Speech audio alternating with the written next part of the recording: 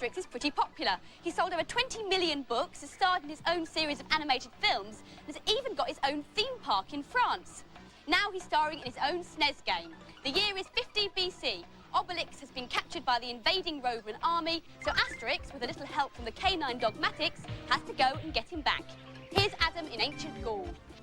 This is a kind of run-of-the-mill platform game that all the companies have been coming out with for quite a while. There's not a lot to it. All you're doing is picking up objects and smacking things, but there's a lot of levels so you can keep going for ages. You've got a pretty typical sequence here, lots of jumping around. If you look at the bottom of the screen here, Dogmatic bites the soldier, stopping him from attacking me, which is useful. As you can see here, there's a lot of jumping. That potion there makes it temporarily invincible, so you can charge through the enemy and smack them up without having to take any damage. That's another useful point. Unfortunately, you just get bored by the game. There's just all this jumping around and there's nothing to do.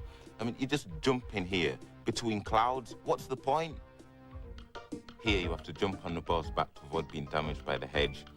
These coins here, when you have 100 of them, will give you an extra life. A rip-off move of Mario, which the game is desperately trying to be, but doesn't cut it at all.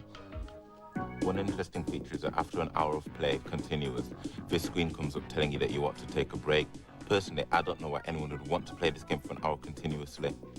There's too much jumping around, not enough to do. I wouldn't play this game unless I was getting paid for it.